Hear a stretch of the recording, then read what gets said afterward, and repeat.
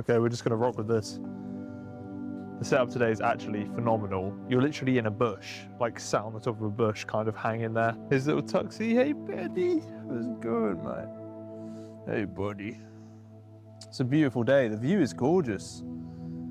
Got the view of the hill. I'm gonna be squinting a little bit, so I'm looking in this direction, but the sun is over there. So hard to be a little dog.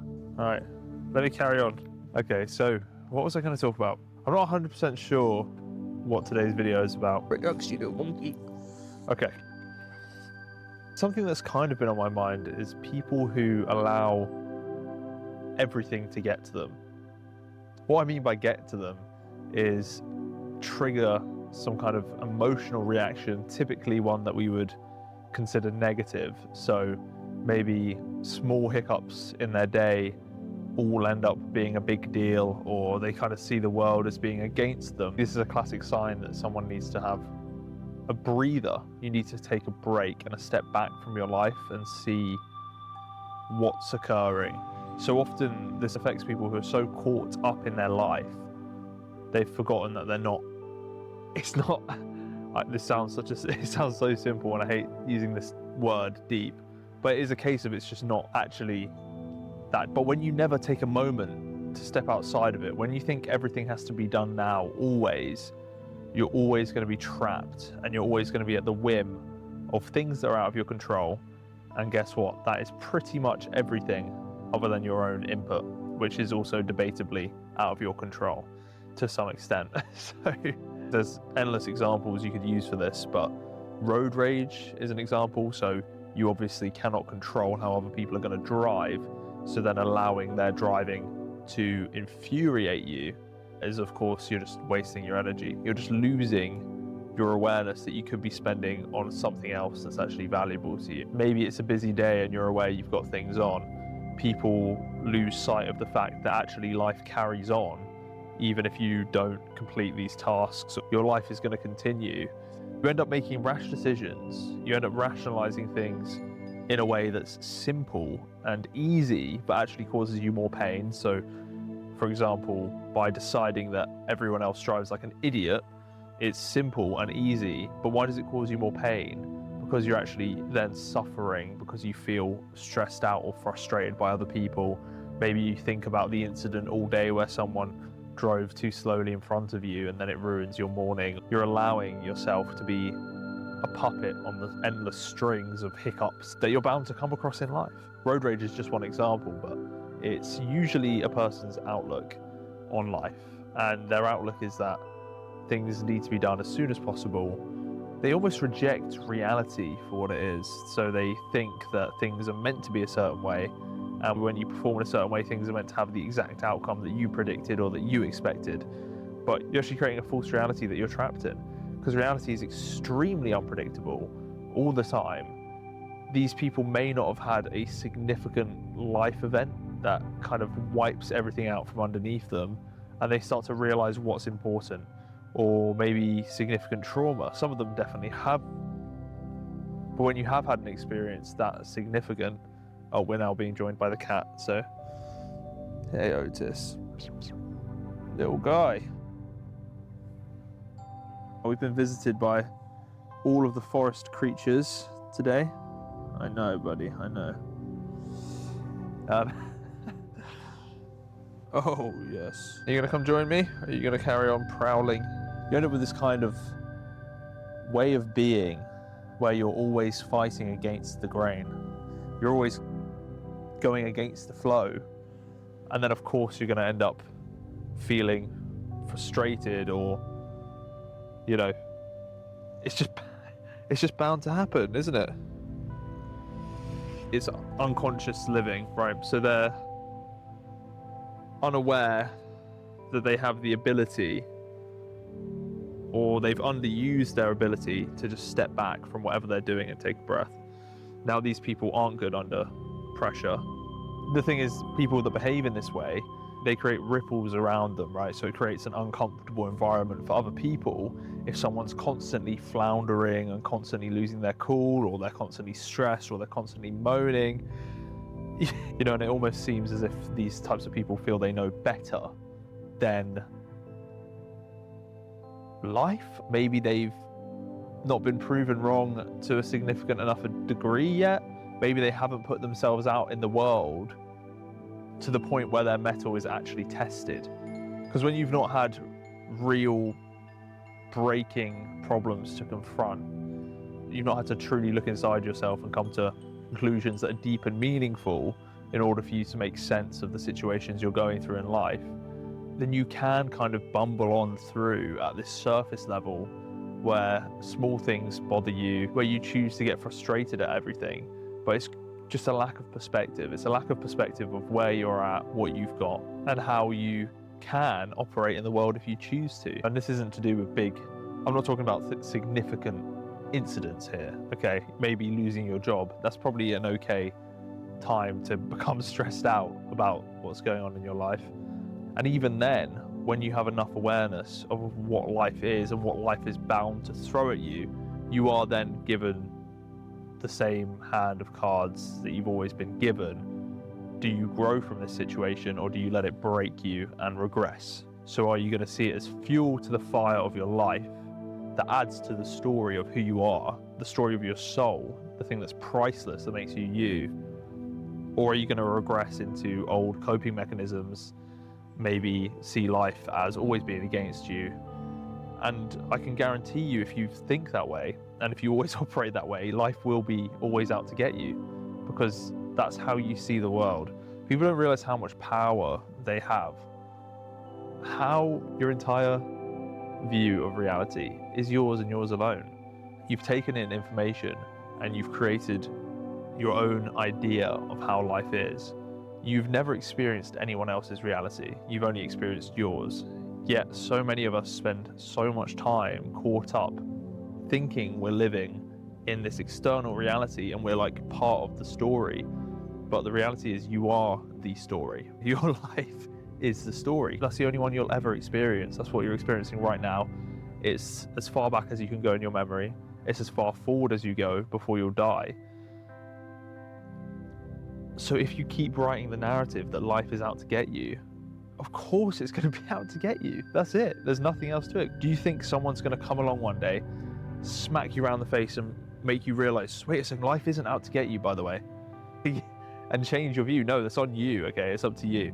And this is why it's interesting how many people choose to live this way. It's comfortable to continue living with your set way of reality, because it's difficult and uncomfortable to turn inwards and to actually ask yourself, why do I see things this way? It requires a change of character. It's not just as simple as, I'm going to now be positive about things. If you are attached to your identity and maybe how people perceive you, maybe you want people to perceive you as someone who's quite cutthroat with things, or you don't want to be seen as someone who takes life for what it is. There's all sorts of reasons, but what it comes down to is that it's difficult to change. The trick is not having a singular moment of change, but always living in a way where change is available to you. So not being so set in stone that you're this person who does this thing and you know exactly what you're doing with your life and you know exactly how you react to things. You know, your friends know what you're going to say. Your own character, right? Like, you've become a character. Or free yourself and just be a possibility all the time.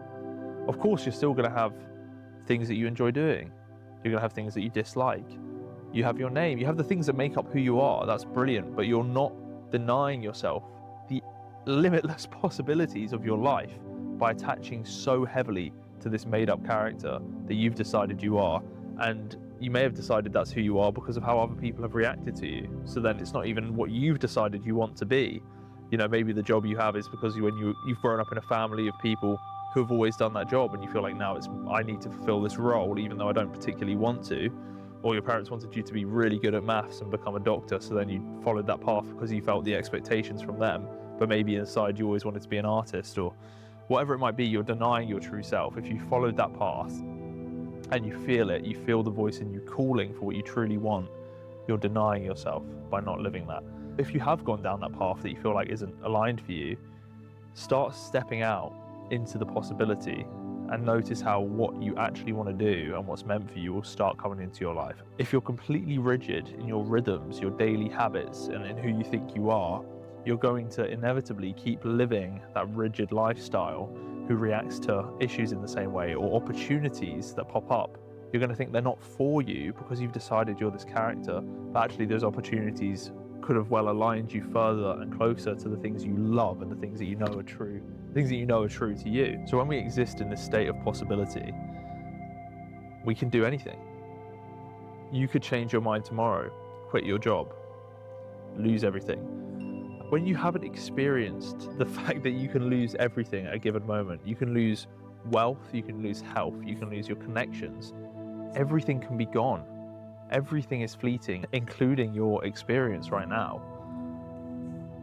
When you ignore that, you live in a state of ignorance and you move further away from what you truly want to do. But when you embrace that in ways that benefit you, it frees you. It frees you from these chains. You can start writing that book that you've always dreamt about tomorrow. And it won't be perfect. It doesn't have to be perfect. Perfect doesn't exist. Just start writing. Start writing on the back of a notepad in rough, then start typing it up if you want. If you have a game that you've always thought of, start drawing little characters with some colourful pens and coming up with the ideas. Play around again with life. Enjoy life, embrace life, have fun with your life. We lose the sparkle as we get older. It's almost like hammered out of us in a forge by school and then jobs and this mindset, especially from what I've experienced, where you're like almost not meant to enjoy work. It's just what you do to survive. It's hammered out of you. The idea of an adult having just as much joy in the world as a child shocks a lot of people, but that's where it's still within us. You're still that child within you, and when you tap into that, you'll feel that joy again, and that wonder, that imagination, that realization you can do what you want to do with your life. You can tune into that and you can go and do those things. One of my favorite quotes is by Alan Watts, and I believe it's, "You're under no obligation to be the same person you were 5 minutes ago," something along those lines. And it's true. Another quote, I can't quite remember where from, but it's that you'll never meet the same person twice, ever.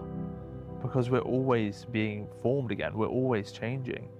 Whoever you meet in that present moment is fleeting, and only when you get smacked with something quite significant does it remind you of that in life.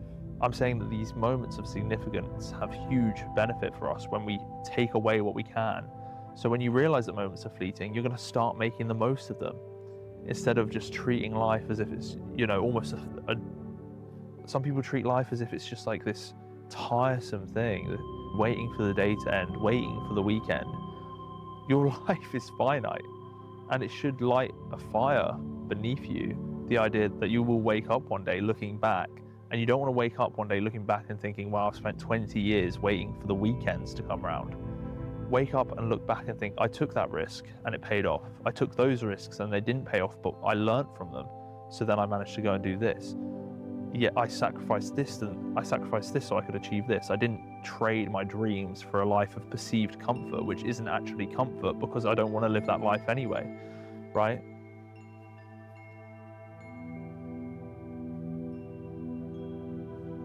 Yeah, I believe, what's up, buddy? I believe that is probably where we will wrap up today's video. Oh, you want to play? I know. You're going to scratch me though. Okay. But yeah, so that'll probably wrap up today's video. As always, let me know your thoughts in the comments. I would love to discuss, and I hope there's something you can take away from this. I hope something has resonated with you. I think it's just so important to remember, embrace your life. You are special. You are special in every way that makes you unique, in everything that makes you unique. Your voice, your look, your dreams, your passions, the things you love, the things you don't like. That's what makes you priceless in the world. Tune into that. Okay, ignore the noise, ignore what we've been conditioned to do. Get off social media. I'm not kidding. Get off of social media. Stop looking at other people, because it ruins your authenticity and your creativity, because that comes from within you. That doesn't come from learning from others and copy pasting other people. That's something that you find from the experiences in your life when you're living authentically and true to yourself. Okay? So I wish you all the best, and I will catch you again very soon. Take care. Bye-bye.